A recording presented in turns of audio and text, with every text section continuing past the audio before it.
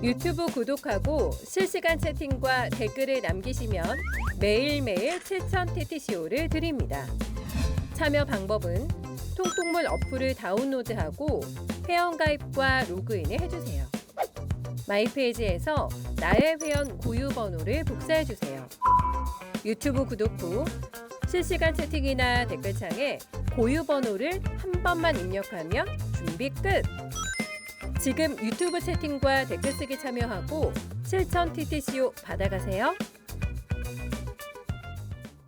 네, 미국이 우크라이나한테 러시아 본토를 공격할 수 있도록 미사일 사용을 허가를 해줬었고, 그리고 러시아가 또 우크라이나한테 미사일을 쐈습니다. 그게 근데 ICBM인 것 같아서 깜짝 놀랐었는데 알고 보니까 이 폭약이 들어있지 않는 빈 껍데기 미사일이었다고 그래요.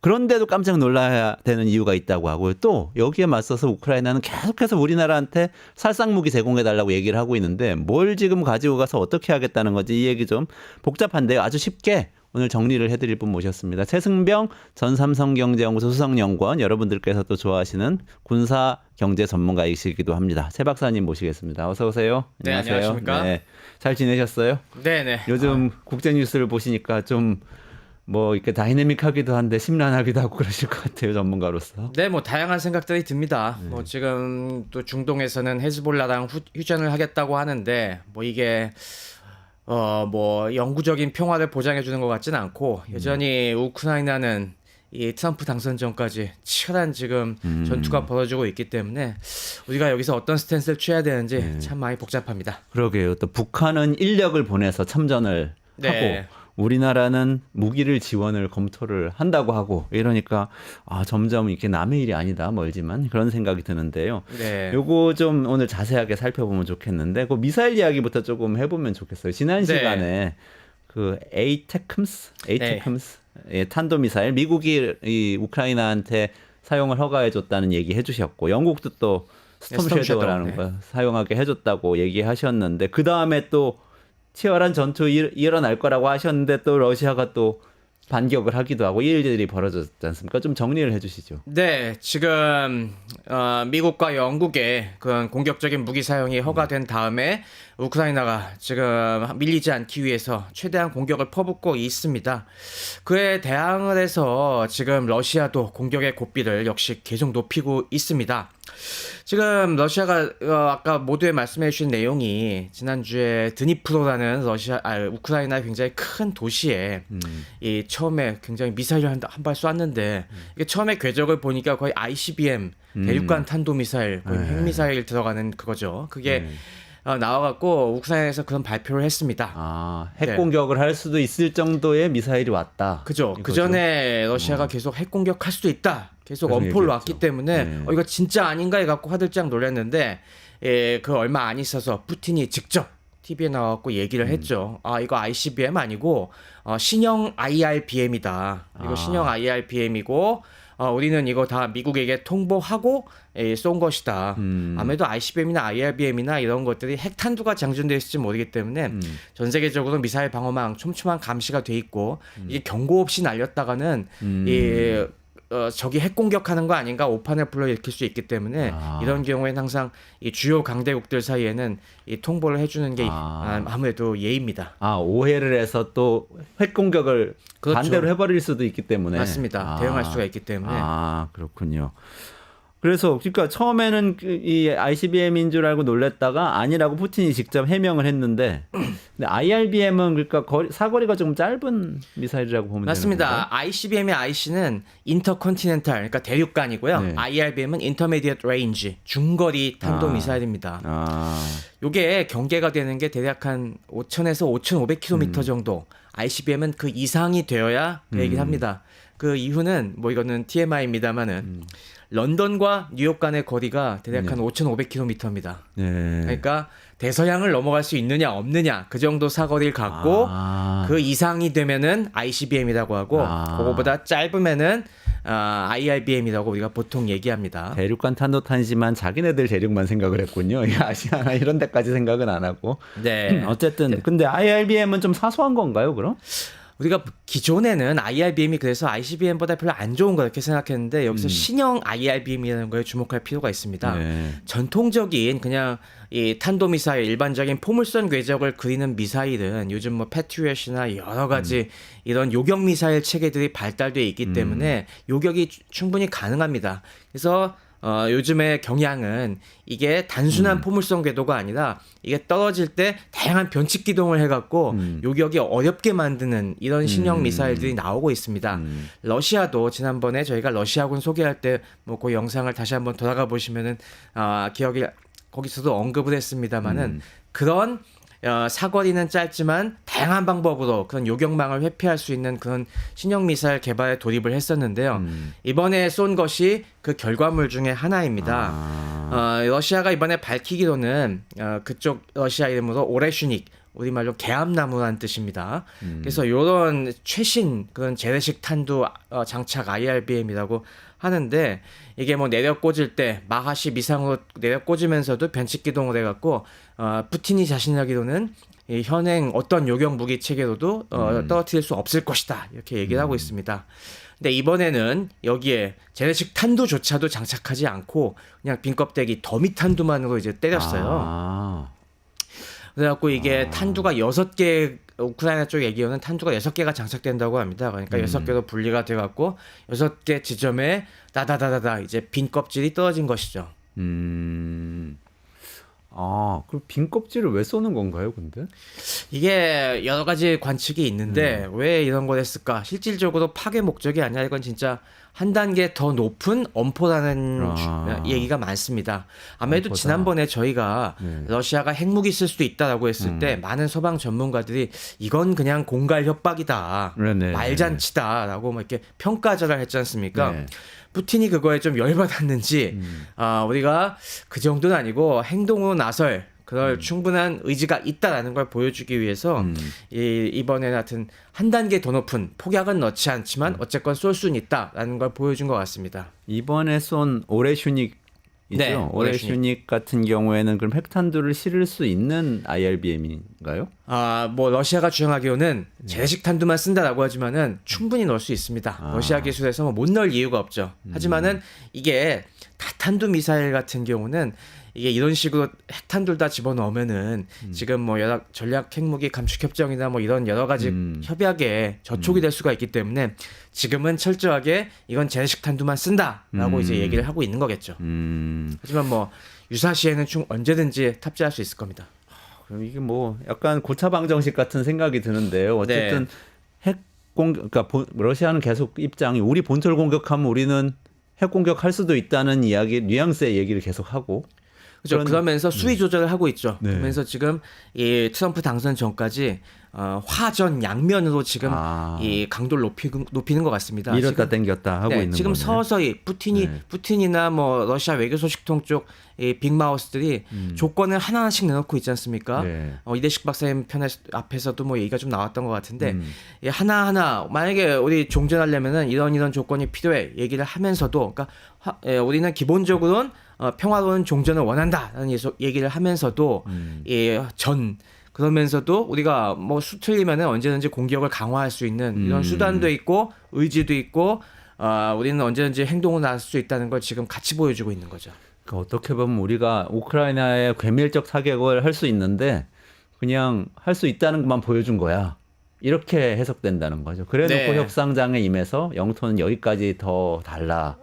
또 이 협상 조건은 이렇게 좀 우리한테 유리하게 해달라라고 이야기하기 위한. 항상 협상에 들어가기 전에는 우리가 충분히 실력이 되고 우리가 충분히 강하다. 그러니까 양보해라라는 이런 기싸움이 필요한데 지금이 그 국면이라고 보여집니다. 지금이 미사일 말고 전선 전체적으로 그런 상황인가요? 네, 지금 이게 미사일 쏘는 것만 그치지 않고 사실 요즘은 지상전 상황에 대해서 많이 관심이 떨어지셨을 텐데요.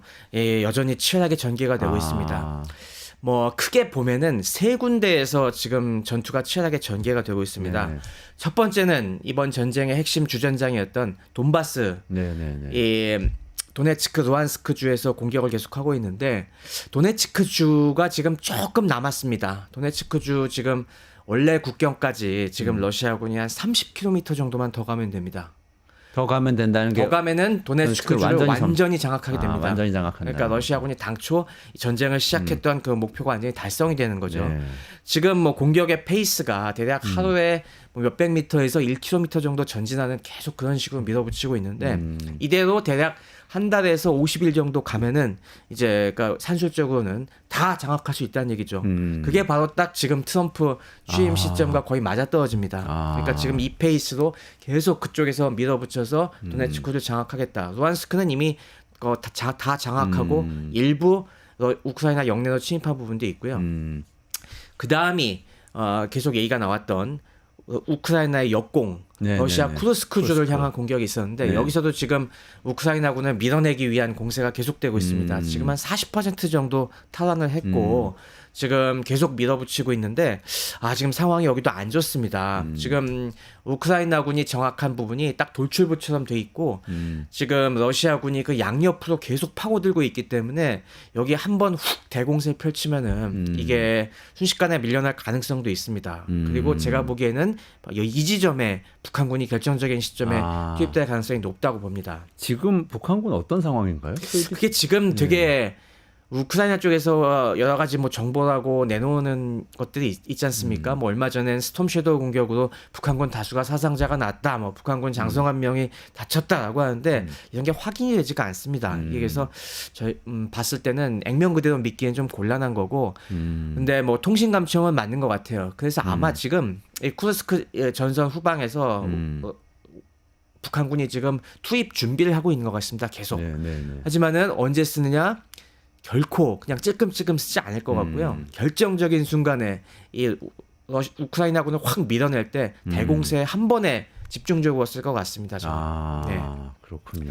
그다음 남은 곳이 그다음에 러시아가 하르키우라는 맞아요. 네, 하르키우라는 또 우크라이나 제2의 대도시 전면에서 거기서 또 밀고 들어간 부분이 그게 좀 있습니다. 서쪽이죠. 네, 그거는 그것도 동쪽인데요. 네, 지금 쿠르스크와 돈바스 사이라고 보시면 됩니다. 쿠르스크와 돈바스 사이인가요? 네, 그 중간 지점에서는 오히려 그러니까 이게 결국에 서로 상충하려는 부분 같아요. 여기서 만약에 쿠르스크 쪽으로 우크라이나가 먹은 부분이 있으니까 지금 하르키우 쪽에서 러시아도 반대로 밀고 들어와서 나중에 협상이 되면은 설령 다 못 뺐더라도 이걸 갖다가 우리 이거 여기서 물러나는 식으로 퉁치자라는 그런 속셈 같습니다. 근데 여기서도 지금 적지만은 꾸준히 진격을 하고 있어요. 그러다 보니까 지금 이 세 전선 전체에서 지금 우크라이나군이 굉장히 어려운 상황입니다. 북한군은 지금 여기서 어떤 역할을 하는지는 하고 있는지는 확실하지 않지만 어떤 역할을 하려고 하는 걸까요? 이런 생각을 해볼 수 있나요, 혹시? 네, 제가 여러 가지 생각을 해봤는데 아무래도 이 북한군을 아무 전선이나 투입하지는 않을 겁니다. 특히 북한군이 들어오는 명분이 되게 중요해요. 북한군 입장에서는 지금 계속 내세우고 있는 것이 우리는 지금 상호 원조 조약에 의해서 우크라이나의 침략을 받아치기 위해서 방어적인 목적으로 우리가 도와주는 거다. 이런 식으로 포장하고 있잖아요. 그러니까 우크라이나군이 러시아로 진입한 쿠르스크 쪽에만 저는 투입될 것 같습니다. 러시아 영토를 지키러 왔다. 이렇게. 네, 그런 명분으로. 돈바스나 지금 하르키우처럼 우크라이나 영토로 밀고 들어온 쪽에는 아마 넣지 않을 것 같아요. 그리고 아까도 얘기했다시피 북한군이 찔끔찔끔 결코 쓰진 않을 겁니다. 이게 북한도 파병을 하는 데 있어서 쓸데없는 희생을 많이 내는 건 원치 않을 것이고 이게 남은 시간이 지금 약 50일 정도 있다고 보면은 그 사이에 한번 한번 대공세에서 그때 파병되어 있는 병력이 한꺼번에 투입되는 아마 저는 그런 시나리오가 제일 가능성이 있지 않을까 싶습니다. 대공세 때 한꺼번에 투입된 시나리오. 네, 그리고 아마 우크라이나 영내로는 진입하지 않을 겁니다. 딱 국경에서 멈추고 목표를 달성했으면은 그 지역의 역공에 대비한 국경 방어 그런 목적으로 쓸 것 같습니다. 최근에는 북한이 그렇게 해서 뭘 얻을까에 대한 이게 얘기가 몇 가지가 있었는데 그 러시아의 푸틴의 측근이 이야기해서 한국에 기사화가 된 내용 중 이런 얘기가 있었거든요. 러시아가 핵기술을 북한에게 좀 더 줄 수 있다는 뉘앙스의 이야기.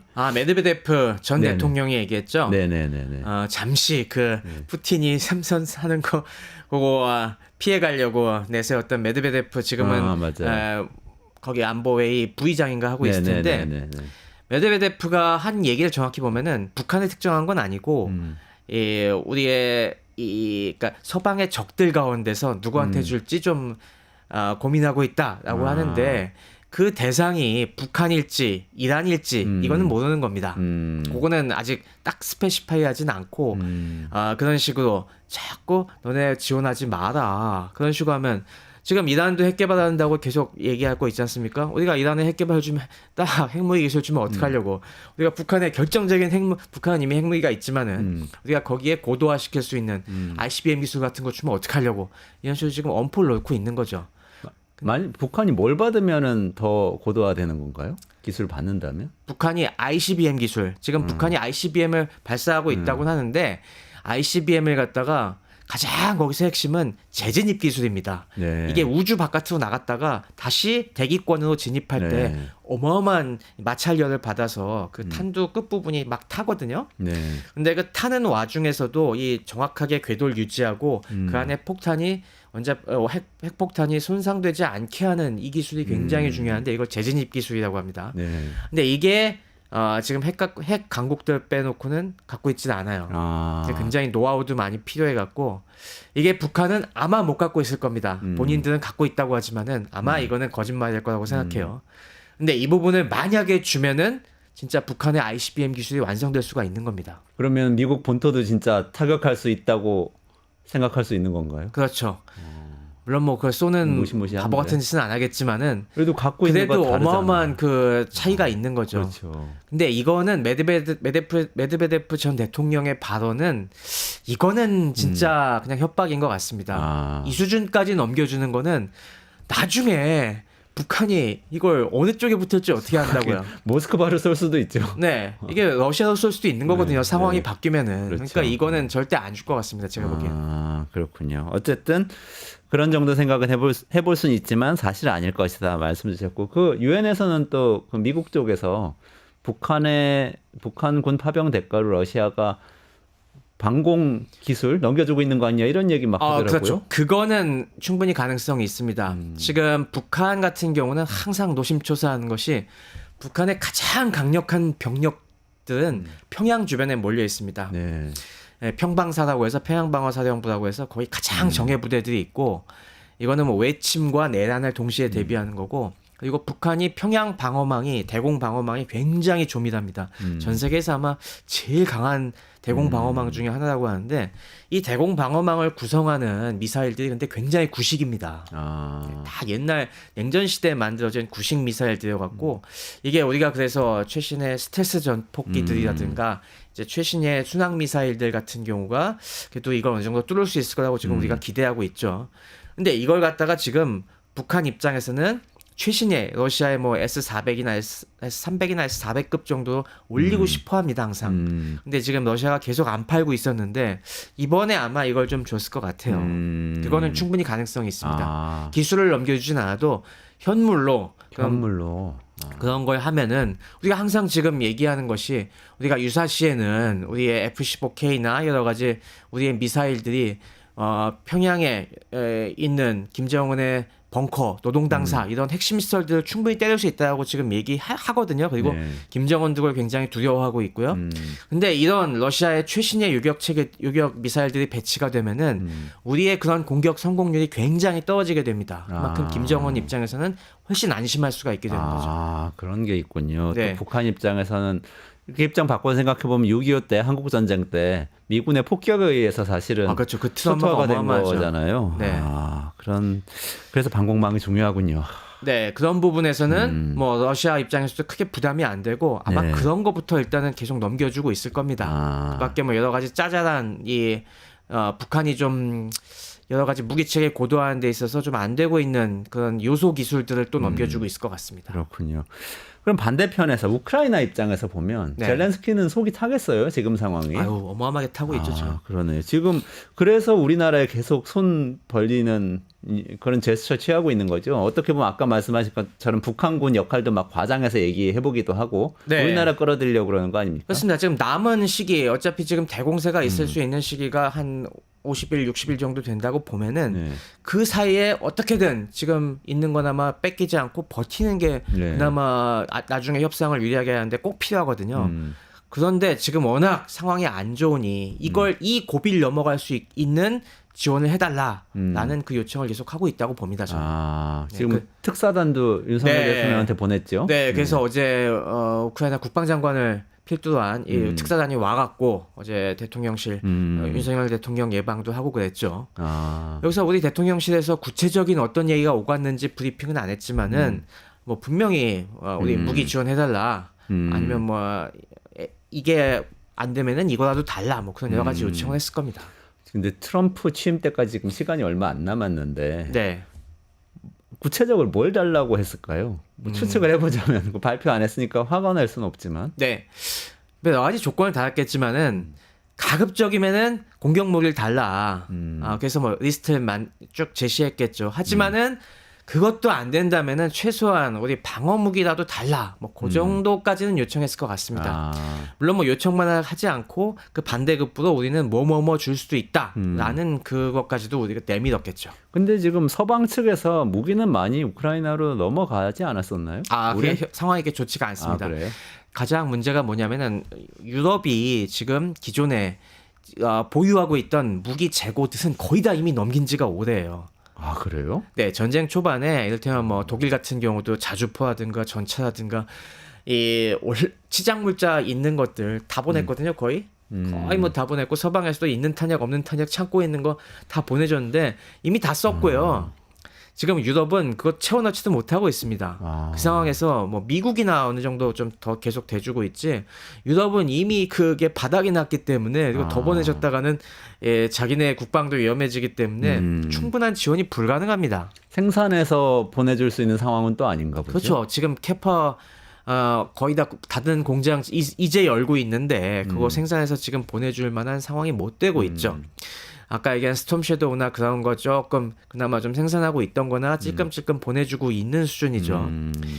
그런데 이 서방제 무기들은 기본적으로 나토 공용 무기 탄약 규격을 갖고 있기 때문에 우리 한국군이 보유하고 있는 여러 가지 탄약을 이제 보내주면 거기다 충분히 쓸 수가 있습니다. 그러니까 기본적으로는 한국이 조금 더 탄약을 많이 보내달라. 우리는 아무래도 재고 탄약이 굉장히 많이 있으니까 그런 쪽을 요구했을 것이고 또 가급적이면은 우리의 또 요즘 K방산의 대표주자라고 하는 폴란드에 수출하고 있는 뭐 K9이나 K2 표전차 같은 것도 보내줄 수 있으면 보내달라 뭐 이런 얘기를 했겠죠.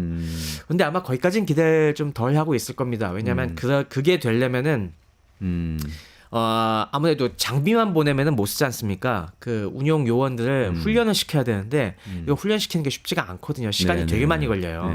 그러려면은 우리 군이 아예 이 장비와 함께 가는 방법을 취해야 되는데 그건 또 너무 지금 바라기가 어려운 요구 조건이기 때문에 그건 아마 기대는 안 하고 있을 것 같고요.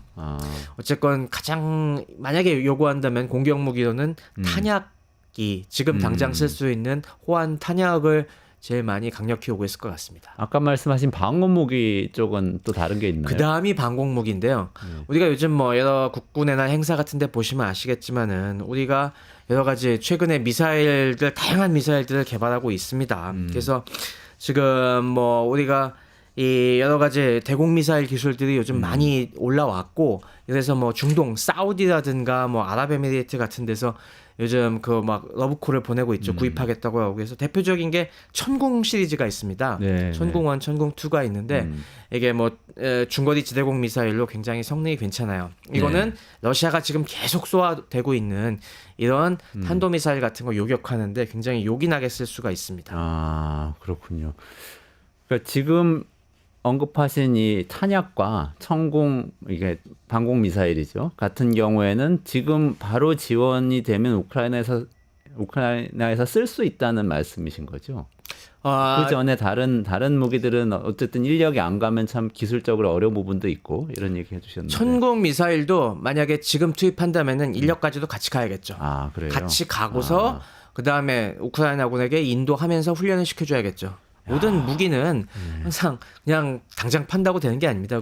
이 사용법을 익히는데 뭐 집안에 TV나 이런 것도 냉장고도 시간이 걸리는데 항상 무기는 훨씬 더 심하죠. 근데 지금 보면 이제 전쟁을 우크라이나가 러시아하고 하고 있는 거잖아요. 네. 그게 푸틴이 아주 서슬이 퍼렇고 그리고 미국 대통령은 이제 조금 있으면 트럼프로 바뀔 텐데 트럼프는 바로 종전한다고 하고 푸틴하고 또 대화가 잘 될 것처럼 이야기를 하고 있는데 우리가 우크라이나한테 무기하고 인력까지 보내면 너무 잃는 게 많아지지 않을까요?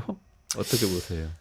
근데 저는 지금 뭐 대통령실 쪽에서 그리고 국방부에서 고민을 많이 하고 있겠지만은 저는 개인적으로 봤을 때는 상황을 봐서 방어 무기까지는 지원할 만하다고 봅니다.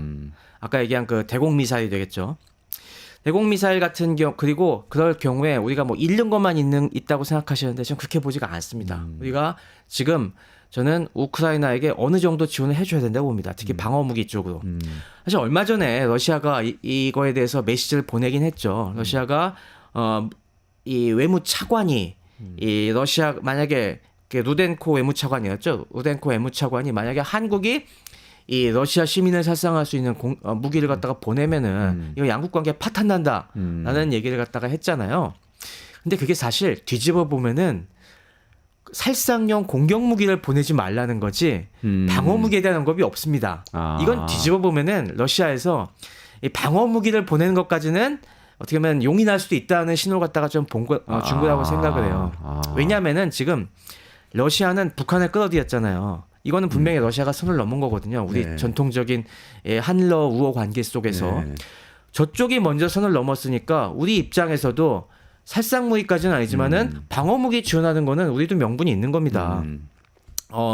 너네가 그런 식으로 북한을 지금 끌어들여서 북한에게 도움이 되는 일들 하고 있는데 북한에게 달러 주고 북한군을 어떻게 하면 실전 경험을 시켜주고 있는 건데 아니 뭐 평양에 방공망도 제공하고 뭐 그렇죠. 이렇게 되는 거잖아요. 우리 입장에서 그거에 대한 상응 조치도 우리는 너네에게 악감정이 있는 게 아니라 우리는 너네가 이런 식으로 우크라이나에 그리고 방공 미사일은 명분도 좋은 것이 미사일은 러시아 시민이 아니잖아요. 러시아의 공격 무기일 뿐이지. 이걸 잡는 거는 러시아 입장에서도 그렇게 뭐 감정 상할 일은 아닙니다. 날아오는 미사일을 타격하는 것은 시민을 공격한 것은 아니죠. 아니니까요. 네. 네. 이게 러시아가 뭐 그거에 대해서 뭐 우리에게 크게 기분 나빠할 일은 아니죠. 그러니까 그 정도는 우리가 성의를 보여야 된다고 봅니다. 우크라이나에. 왜냐하면은 그래야 우리가 우크라이나에서 여러 가지 중요한 정보들을 많이 얻을 수가 있어요. 얻을 수 있는 게 있나요? 네, 저는 그게 굉장히 핵심이라고 보는데 지금 러시아 우크라이나 전쟁은 미래전, 앞으로의 전쟁에 굉장히 중요한 이 시범 케이스입니다. 그 중요한 단초들을 많이 보여주고 있어요. 네. 이번에 지금 계속 얘기했지만은 드론, AI 기술, 진짜 전에 보기 힘들었던 첨단 기술들이 다 지금 투입되는 전쟁이잖아요. 여기서 지금 어마어마한 새로운 정보들이 쏟아지고 있습니다. 이 노하우는 우리가 반드시 익혀갖고 우리 군 개혁에 지금 접목을 시켜야 됩니다. 지금 우리 군 사정이 되게 안 좋거든요. 지금 우리 군대들 지금 하사관들, 장교들 대거 전역하고 지원자가 없어갖고 굉장히 지금 군 운영이 어려운 상황이고 앞으로 저출산 때문에 계속 입대자가 주는 상황에서 우리도 병력 감축하고 고효율 군대로 지금 거듭나야 되거든요.